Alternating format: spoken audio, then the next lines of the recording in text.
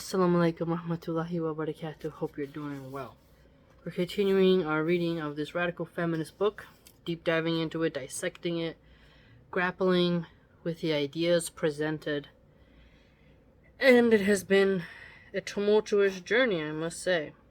But we've definitely understood their perspective more and come to understand the Islamic perspective from my level of knowledge. Okay, let's begin.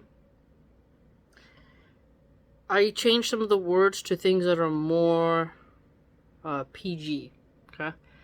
Because she uses very tense language, which is fine for adults, but not necessarily enjoyable when you hear it in your ear over and over. Let's begin, Bismillah. There are all sorts of things nice girls aren't supposed to do. Okay, so already, nice girls. Let's see what she means by nice girls. Nice girls are sexy but not sexual. Well, it is a good thing to have the feminine allure but to not be a fornicator. Right? That's like having a bald eagle and it hangs out on your arm and doesn't pick out your eyeballs or fly away and never come back. So I think every man wants to have a woman who's incredibly beautiful, but she's not the community's humping post. Nice girls are effable, but they don't actually F. What's wrong with being a nice girl? You know? More and more, when I see how... So the unnice girls are effing around. If you take what she said and then flip it. Nothing... So far, she's framing the nice girl as something bad, but it's actually something quite good. But remember, she doesn't like straight male Christians who are white. She's literally said that in this book. Now, take that and realize she doesn't like heterosexual Muslims of any race either. She's just allowed to say something racist and bigoted towards Christians and white people in this book without being deplatformed. Double standard. Nice girls talk about victimhood if they must, but not desire. Nice girls know that their sexual consent is a commodity. Now, sexual consent, a commodity, something to be purchased, traded, sought after, having a sort of market value. And that they must not be too free with their favors lest they devalue the collective currency by which their social worth is measured. Okay, that's a very interesting way to phrase it, and I think as these red pillars would phrase that, sexual marketplace value, right? That they value women based on their purity, but it isn't just the red pillars. Religious people, now you can have a reformed woman, but if a woman is overly free, it shows she has bad judgment. And that she's got more cold and more able to vampirize the male soul. What I mean by that is, the more men you sleep with, the more calculating, cunning, cold-blooded you become, because you have to disassociate and alienate from yourself. And you begin to know too much about the male consciousness, and you actually start to hate them for their hedonism, for how their ween controls their brain, and you start to feel a deep disgust for men, and it actually makes you more dangerous. It's interesting because it's almost like the Marjorie Tyrell dilemma, where Cersei has her sons, Cersei Lannister in Game of Thrones. She doesn't want Joffrey or Tommen to be with Marjorie, but Marjorie has this sort of she it's hinted at that she was deflowered, and she's experimented and she's very free with her sexuality. And old lady Olenna has kind of made her this sort of person who can get in the minds excuse me, of men, which allowed her to control Tommen far better than Joffrey. But Cersei, who has complete control over Jaime, she is able to see, okay, the danger of Margaery. So Cersei is a Margaery, but she doesn't want a Margaery for her son. This is something that a lot of women struggle with if they actually love their sons. There's knowledge of women that we have, but we don't want our sons, if we love them, to be with someone of our own consciousness at a certain level. You kind of want her to be with, like, looking back, if you look at how Sansa was this, like, naive young girl, she was actually safer before she became tough, right? And like tough as in she survived a lot of trauma. But when she was just that young, innocent, kind of naive dove, she was better suited for being a wife than Margaery was in the same way, because Margaery was more cunning and in tune with her sexuality. So you see that example just in cinema, that women will be this sort of independent, dominant sexual spirit. But once they have a son, they recognize the wickedness in other women and don't want that for their son. There's so much you could say about it. But when you look at how she's phrasing not to be too free with their favors, lest they devalue their collective currency, this was very common. If you even look at another cinematic example of Downton Abbey, where Lady Mary, she had intimacy outside of marriage. The guy died in her bed, and the family was like, we have to keep this a secret. She almost had to marry a guy who was going to blackmail her. And the granny, who's one of my favorite characters, she was like, times haven't changed that much, and, if you want to get married in that aristocratic system, you can't have a reputation like that, right?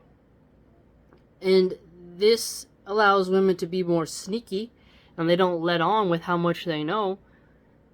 But your collective currency is based on your reputation.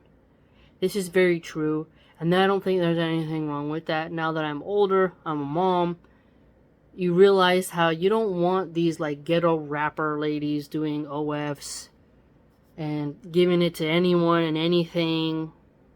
It's just, and they're proud about it, and even Pearly Things was saying high-level escorts get wifed up, and you're like, lady, pick your grift. You don't want to have a digital footprint or a neighborhood footprint. That's not what you want. Like, once you get past the number of 10, let's put it that way, you better shut up and change your life, or you better move to another country. You can't have that shadow of bodies floating over you and creating a stigma. Because a mother who has decency and loves her son knows that the more body count a woman has, the more she's able to control the mind of the man, and that's actually somebody who is going to take his money, ruin him, probably divorce him, cheat on him. There's just so many patterns, right, that we can identify. A docile or quick as a whip, humble girl who's has the lowest body count, under 20. Let's put it that way. Let's just say under 20. We're doing this in a modern sense, okay? Not 14th century. But the lower the better. But if you're going to 20, 30, 40, 50, a woman eventually gains insight through every different type of man, every situation. And the social worth of that individual, she may have more occultic knowledge of the male mind, but if a man is looking for stable wife material who's going to actually love him and care about him and want to put the children first and not her makeup and plastic surgery and her nails and all that, he's going to go with somebody who hasn't let everyone in the community take a spin. So when we look at this nice girl angle she's taking here, it's very important to examine how she's contrasting it, setting up the grammar, and whatnot. If we give the impression that we might like to F, or even that we'd prefer to decide for ourselves who and how and when we F, we deserve violence. Okay, so here she did a very clever rhetoric trick. We deserve violence. So if I'm a mom, it would be, may Allah protect my daughters, but it would be one of the worst. Okay, it would be one of the worst things in the world if my daughter became an adult entertainment actress. Like, I can't even, now that I look back, my mom doing that and how my grandma must have felt, knowing that her only daughter was doing that, and that she could end up dead in the dumpster or in some rich guy's under the, like, just some rich guy to dump her or whatever, and some creek. The social shame, the disappointment. I mean, how do I put this? If a mom decides to backhand or to just freak out verbally and physically on her daughter or son who's doing that behavior, the rage is understandable. It's just in our modern era where we don't care what our parents think or anyone, that we don't ever think how our dishonorable behavior will bring shame to the family. If you notice how the Asian cultures, they have that concept of bringing honor to the family, and the Chinese and Japanese culture. And you're like, that's actually a good thing, you know? Now, notice how she said here, if we give the impression that we like to F. So what she's trying to say is that women should have that, like, ooh, I like to be so dirty and this and that. It's a very unsafe energy to have around. A woman who wants to be that sexual is dangerous to have as a friend. She'll take your husband, give him an STD. She loves abortion. Like, there's so much evil encapsulated in a mindset that carries themselves like that, that you should treat that individual like a tiger around your sheep pen. And that's the truth. But there are women who, they value this occultic submission of men over the sisterhood of nobility. Do you understand the difference here? There are women who are religious, who want to hold each other to the highest order because we worship Allah subhanahu wa ta'ala, and we want to fight against the lust demons. And we want to help sisters to recover from that and to have haya, this modesty and gracefulness and class and prestige. But then there's the occultic, pointy eyebrows, heavy makeup, witchy Disney villain, cake face, Ursula, the witch in Snow White, the stepmom and Cinderella. There's just that pointy, wicked, nasty, vicious Jezebel spirit that exudes the sexual energy that vibrates out like a cobra when you're about to walk on the bike path. You ever come across, this happened to me before, but you're walking along and all of a sudden there's a snake crossing your path. Now, when you see that snake, the snake changes the energy right away. Even you get a stick and you're like, get out of here. And he goes, but the snake still shifted the environment because you see a predator, you see something that hides in the grass, that lashes out, that can have venom, and you're like, the snake is beautiful, you can admire it, and it has a function, but you still need to watch out. Don't be stepping on that snake's tail. Allowing a woman around you who is openly promiscuous, openly boastful of her body count, has zero shame, is unsafe for women of dignity. Okay? And those women destroy families because they don't actually care if a man is married. They will entertain any man for the right price. And they will preach about sisterhood and womanhood and how they're these feminists, but they're quick to throw other women under the bus if they can get to their bag, get money, and whatever. That is why so many women beat up the hypersexual women. You'll see tons of women in nightclubs beating on each other because some girl will have that really sexual energy, like she likes to F, and she'll be twerking on some guy and his girlfriend will see, and then you'll see those chicks rolling around on the floor. So it's funny how she's only framing this from a man or wording a woman. Do you see what she did here? She doesn't explain how mothers, aunties, sisters, and decent women might actually do some sort of violent act to the woman who's the town hoochie mama, right? You want to have a hose. You ever seen those hoses that they have different nozzles, and one's like a shower, one's a mist. There's a stream one. If you have a yard and some nasty chick selling her infected clam is like on the edge of your property, you just want to spray her like, get out of here, get out of here. Kind of like how you would a raccoon trying to get to your garbage. That's how you should treat those women. In Oakland, for example, they decriminalized sex work. Women can loiter in thongs on the street outside residential neighborhoods and not be arrested. That's what liberals have pushed. So you're a good wife. Your husband has to be tempted with an easy, cheap, infected thing where he could be lured by a shaitan. If the bait wasn't in front of him, it might be easier.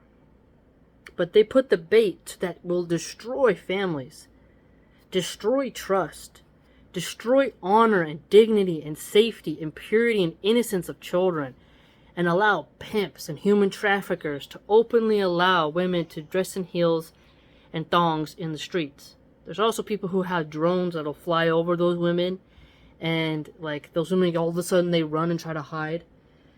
But the pimps take advantage of those women and commit violence, and then other women who sell themselves fight with each other. You know, this is my corner, that's my customer. They fight as well. So even if you are a degenerate, there's still violence in that world. And it's not just because, you know, you're having a bohemian, hippie, free love attitude. It's because your sexual energy is a threat. But a lot of women can't handle that because they're trying so hard to rebel against keeping their legs closed. They started off wanting women not to be stoned, right? For sleeping with their boss and then, you know, taking a ride with every CEO or just some drug dealer. They didn't want to have no shame and no social repercussions, right? They wanted their cake and eat it too. But they never stopped to ask themselves if that was healthy for their sanity and spirituality. So this whole paragraph is very potent because you can see the rhetoric, the sophistry, their sinister perspective, and how they're trying to, like, it's like a split tongue. Like, you know, you don't want to be some little nice girl. You want to be a woman who decides when she's going to F. Like, they put a very masculine, dominant, unloving, calculated term there. Right? Oh, desensitize yourself, cut off your emotions, and have it as a transaction. Not talking to you about the consequences. Consequence-free intimacy helps men to run away from responsibility and enables abortion. Because the man can say, hey, you want to act like a man? You want to screw around? I'm not going to wife you up, abort your kid. And then that woman's crying, oh, I aborted my kid. And some of them even are happy they aborted their kid. And then in the deep hours of the night, randomly, they remember that whole smell of the abortion process. And then they become deeply disturbed in their inner being and then have to cope through pills, some type of herb, like smoking tobacco mixed with cannabis, and then some type of alcohol to escape the reality of their own thoughts. And so she's not giving any type of benefit to staying as a nice girl. keeping your body count low, reduces risks of STDs, reduces abortion, reduces creepy men from using and abusing you, keeps your honor safe for you and your family, is a noble deed because you're showing discipline in your urges. No, she's framing it as you need to liberate yourself, and that's not surprising since this book is about the sexual revolution. But as an American who became a Muslim like myself, this type of rhetoric is why so many women now are lost in the dating market. They are creating so many broken homes, and they don't even think about how their kids will wish they had a dad. And no amount of sorry will work, and that resentment that kids will have towards their mother being the town pony is really gonna cause problems, and maybe make a lot of them end up in old folks home because the child's like wants some type of revenge, you know, like, I'm not gonna take care of you, you can go be taken care of by crazy abusive nurses. There's so much that could be said, and it's good to have an honest discussion about it, because if we don't have an honest discussion about it, people can't make a well-reasoned choice. They won't be able to make their decision as easy if they don't have the counterpoint. That's why I like to go through this book, because we're able to really grapple with her ideas. We are nothing. No, see this? She says if you don't sleep around and you decide to value your collective currency and not to be too free with your body, and basically if you are shy, classy, modest, not a hoochie mama ghetto ratchet harlot, then somehow you are turning yourself into nothing. So by being a harlot, you are something, but by being honorable with a great reputation and self-control, she considers that as you calling yourself nothing, showing yourself as nothing. We're getting at the value of human dignity, but at the same time, if someone went to prison for a violent crime, they have a stigma. That stigma is earned. Sure, you can repent, you can change your life, but I'm gonna be watching you. You know? That's just how it should be. People relapse. That at least is what certain men on the internet tell me every day. And if it's all the same to you, I'd rather not have this conversation on their terms. So, see, the conversation on their terms. I'm having a conversation on her terms. Entertaining it, seeing, okay, you think that, well, here's the counterpoint. And they can't say, oh, you're so-and-so from the Middle East, or you're so-and-so from this. No, I'm a 90s generation American. I'm the child of a stripper, escort, and a drug dealer, and a guy who was a womanizer. You can't, like, I'm the result of the sexual revolution. I am literally the result of that, and it is not fun, and you will not ignore our voices. And with this new generation coming up who have their mom's degeneracy all over the internet, youth will be battling it out and having to deal with that type of wicked evilness. They will have a voice, and they, hopefully, inshallah, will turn everything right-wing religious conservative again. The liberals had a chance to rule. They put your mom on OF, allowed her to gain thousands, degraded men, created a bunch of erectile dysfunction, a bunch of creepy pervs, simps who spend thousands to see a woman's boobs but give very little to charity. It's distorted the male mind. It's distorted it, brought it down. It's insane. So,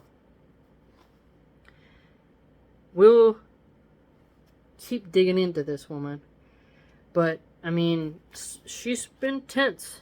I know I was looking for this book and, something along that genre, because it's different to hear their rhetoric, in podcasts or whatever. But it's very important to be able to go through their words and not just have their allure manipulating you, just the raw words. It's very important.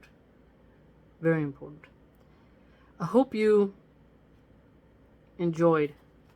There's so much you can say about this, and it's difficult because women like her are getting into positions of power, influencing young girls online, advocating for censorship of those who don't want to engage in that behavior. They are very adamant about making it harder for men to find good women. And, well, misery loves company, doesn't it? So, may Allah protect us and make it easy for women to stay good and for men to find good wives, to stay loyal to their wives, and for women to control their hedonistic nature as well as men. Let me know what you think, because, it's chunky in terms of things we can grapple with, right? If you'd like to join my blog, it's www.subscribestar.com/MilahanArchive. Hope to see you there.